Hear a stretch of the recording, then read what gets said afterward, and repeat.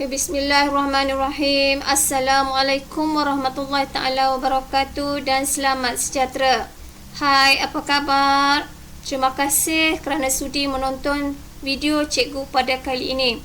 Baiklah, cikgu akan teruskan dengan tajuk pada hari ini adalah berkaitan dengan tema 4, fokus kepada bab 16, dan cikgu akan khusus kepada kesan peran dunia pertama dari aspek politik sahaja.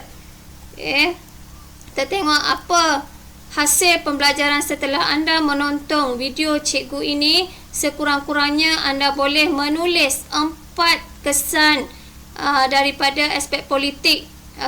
Aspek politik yang ada 8 nanti. Cikgu akan terangkan secara detail. Baiklah. Kesan sebenarnya peran dunia pertama ada 3 kesan, iaitu politik, ekonomi dan juga sosial. Sebagaimana anda ketahui, cikgu hanya terangkan tentang aspek politik sahaja. Baiklah. Pendahuluan sebagaimana yang telah anda belajar daripada video-video cikgu yang terdahulu, apa yang perlu anda masukkan dalam pendahuluan, apa anda perlu buat adalah anda kena ceritakan tentang apa yang berlaku, ataupun siapa, ataupun definisi.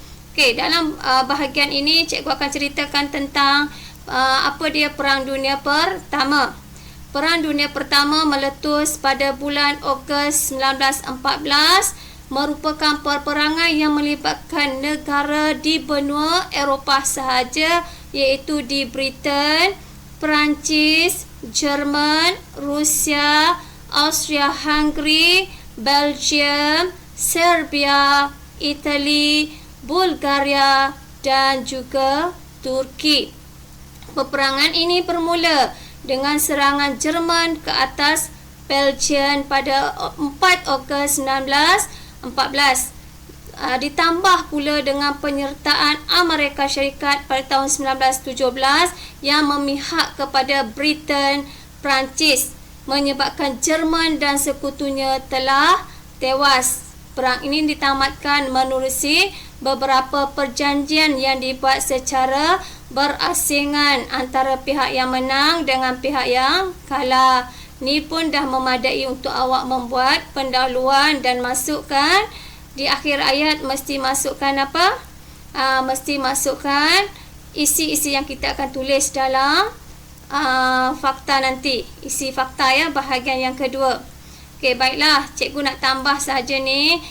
Dalam hal ini perjanjian Versailles yang ditandatangani antara Jerman dengan pihak yang menang merupakan perjanjian amat penting dan meninggalkan implikasi yang mendalam terhadap sejarah Eropah selanjutnya, sama ada dalam jangka pendek ataupun jangka masa yang panjang, dan membawa impak kepada negara-negara Eropah ni.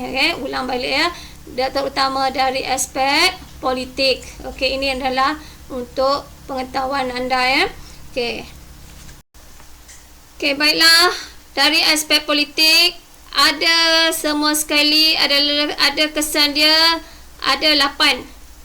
Yang pertama, peruntuhan pemerintahan monarki. Kedua, kebangkitan demokrasi. Ketiga, kemunculan negara-negara baharu. Keempat, perkembangan semangat antarabangsa. Kelima, penubuhan Liga Bangsa. Keenam, Jerman kehilangan wilayah. Ketujuh, kekuatan tentera Jerman dilumpuhkan. Dan akhir sekali, perkembangan nasionalisme. Baiklah, cikgu akan teruskan dengan penerangan tentang kesan yang pertama, iaitu keruntuhan pemerintahan monarki. Apa dia monarki ni? Monarki ni adalah betul, pemerintahan raja berkuasa mutlak. Baiklah, kita teruskan. Perang Dunia Pertama telah melenyapkan pemerintahan monarki. Perang ini menyebabkan sistem pemerintahan beraja di Jerman, Rusia dan Turki Uthmaniyah berakhir. Contohnya pada tahun 1925, Sultan Empire Turki Uthmaniyah terpaksa turun daripada tahta ekoran kekalahan Turki dalam Perang Dunia Pertama. Perkembangan ini menyebabkan Empire Rusia yang meliputi Poland, Bulgaria, Czechoslovakia dan Finland berakhir. Pemerintahan beraja di Jerman juga berakhir, di mana Kaiser Wilhelm II iaitu Raja Jerman telah dibuang negeri ke Belanda. Manakala di Rusia berakhirnya pemerintahan beraja apabila tercetusnya Revolusi Rusia pada tahun 1917.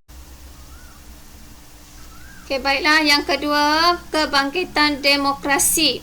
Selepas tamat kerajaan monarki berakhir diganti dengan kerajaan demokrasi di Eropah.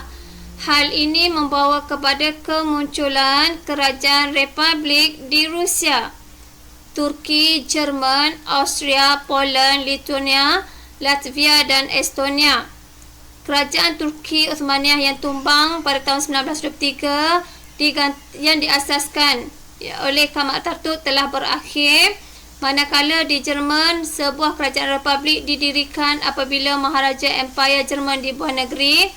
Austria menjadi sebuah republik apabila pemerintahan Habsburg dihapuskan, manakala Revolusi Rusia telah menumbangkan kerajaan beraja dan muncul kerajaan komunis yang pertama.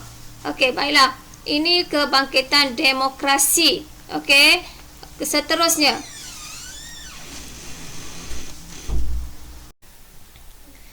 baiklah, isi yang ketiga, cikgu akan terangkan tentang kemunculan negara-negara baharu.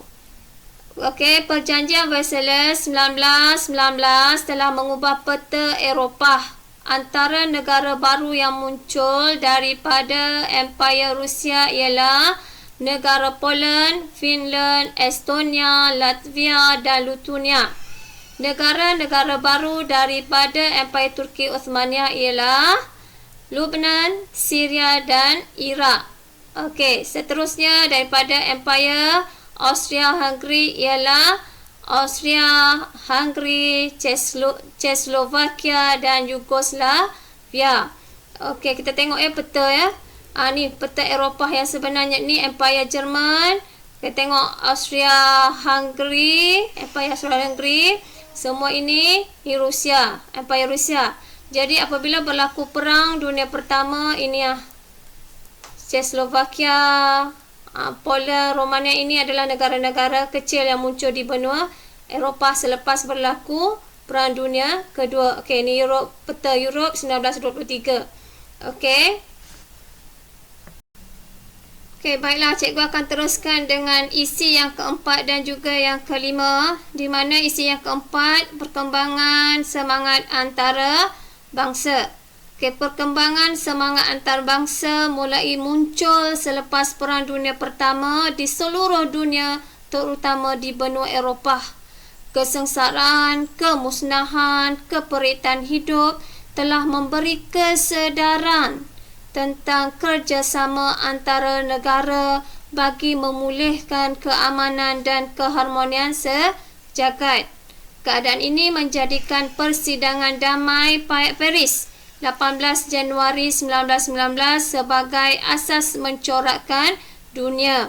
Ini dari aspek perkembangan semangat antarabangsa, munculnya semangat kerja sama. Baiklah, kita tengok hasil daripada persidangan ini dan hasil daripada kerjasama ini. Kita tengok penubuhan Liga Bangsa, di mana ekoran daripada tercetusnya Perang Dunia Pertama ada kaitannya dengan penubuhan Liga Bangsa, di mana badan antarabangsa ini ditubuhkan ekoran daripada persetujuan yang dicapai dalam Perjanjian Versailles pada tahun 1919. Tujuan Liga Bangsa adalah untuk memastikan syarat-syarat Perjanjian Damai Paris ini dipatuhi demi mengekalkan keamanan sejagat serta menyelesaikan masalah-masalah negara dengan cara bermesyuarat atau bermuafakat dengan apa sekalipun, kena ada perbincangan. Ini adalah isi keempat dan kelima. Kita teruskan. Ni kesan daripada Perang Dunia Pertama, Jerman kehilangan wilayah, di mana tengok ya, perjanjian Versailles menyebabkan Jerman kehilangan wilayah dan jajahan takluknya. Wilayah Alsace dan juga Lorraine telah diserahkan kepada Belgium. Wilayah-wilayah lain seperti Memel, Lithuania dan juga Barat Prussia diserahkan kepada Poland yang baru wujud. Poland ni Empire Rusia itu. Okey, kemudian Lembah Saar diserahkan kepada Perancis sebagai papasan perang. Wilayah ini ditadbir Liga Bangsa bagi tempoh 15 tahun. Jerman dikehendaki mengiktiraf kemerdekaan Belgium, Poland, Czechoslovakia, manakala Jerman juga kehilangan sebahagian besar tanah jajahannya, termasuklah di Afrika dan rantau Pasifik, kepada British dan juga Perancis serta Jepun. Apatah lagi, Jerman juga dikehendaki menyerahkan hak istimewanya terhadap China, Thailand, Mesir, Morocco dan Liberia. Okay, ternyata ya, Perang Dunia Pertama ini memberi kesan kepada wilayah Jerman. Okay, baiklah. Kita teruskan dengan kekuatan tentera Jerman dilumpuhkan. Itu faktor yang ke-7. Faktor pula dah kesan Perang Dunia Pertama dari aspek politik, iaitu berkaitan dengan kekuatan tentera Jerman dilumpuhkan. Menerusi perjanjian itu tadi asas ketenteraan Jerman dihapuskan sama sekali. Antara peruntukan utama dalam perjanjian ini adalah pelucutan senjata terhadap Jerman. Jerman dikehendaki menghadkan jumlah tenteranya kepada 100,000 orang tentera sahaja. Keputusan yang diambil dari perjanjian tadi menyebabkan Jerman terpaksa menghapuskan pengkalan tenteranya di Heligoland dan Dun, di mana Jerman juga dilarang membeli senjata-senjata perang, termasuklah meriam besar dan kereta kebal, serta dilarang menempatkan tenteranya di wilayah Rhineland yang terletak berhampiran dengan Perancis. Perjanjian Versailles ini melumpuhkan kekuatan tentera Jerman sekaligus menjadikan Jerman lemah. Okey, akhir sekali kesan Perang Dunia Pertama dari aspek politik ialah perkembangan nasionalisme, di mana Perang Dunia Pertama melahirkan sentimen kebangsaan dalam kalangan negara-negara bangsa. Konsep nasionalisme menjadi teras kepada pembentukan negara bangsa. Nasionalisme apa? Semangat cinta kepada tanah air. Pengumuman Presiden Woodrow Wilson mengenai hak menentukan nasib sendiri telah mempengaruhi gerakan nasionalisme di India dan juga Asia Tenggara. Contohnya, kita tengok persatuan pemuda-pemuda Buddha di Myanmar mula bersifat politik mulai tahun 1916. Dalam pada itu kita tengok contoh yang sebelum ni, semangat nasionalisme mendorong Perancis mendapatkan kembali wilayah dia tadi, yang mana Jerman terpaksa serahkan kembali wilayah yang ditakluki kepada Perancis dalam perang Perancis-Prussia. Baiklah. Info kenapa Jerman ni, siapa Jerman ni? Orang Jerman ni sebenarnya dia menganggap diri mereka sebagai bangsa tuan yang paling berkuasa di dunia.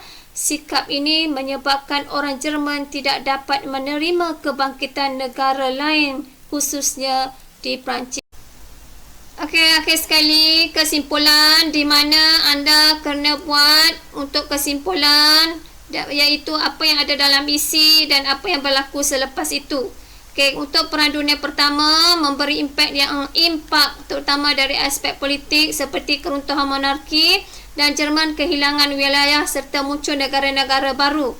Selepas tu apa berlaku? Selepas Perang Dunia Pertama ini, Jerman muncul perasaan tidak puas hati dari negara-negara yang terjejas, termasuklah Jerman yang akhirnya membawa kepada Perang Dunia Kedua apabila Jerman menyerang Poland pada tahun 1939.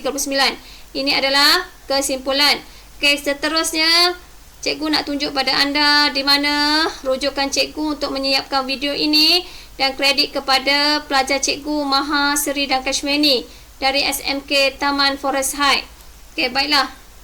Okey, ucapan terima kasih yang tidak terhingga kepada IDIDIK, KGM, Akademi YouTuber dan juga panitia sejarah di bawah CM Kaizen kerana menerima saya untuk sebagai ahli panitia. Okey, dan sekali lagi anda jangan lupa subscribe, tekan loceng untuk mendapatkan video yang cikgu yang akan datang. Okey, sekian. Wabillahi taufiq wa hidayah. Assalamualaikum warahmatullahi taala wabarakatuh.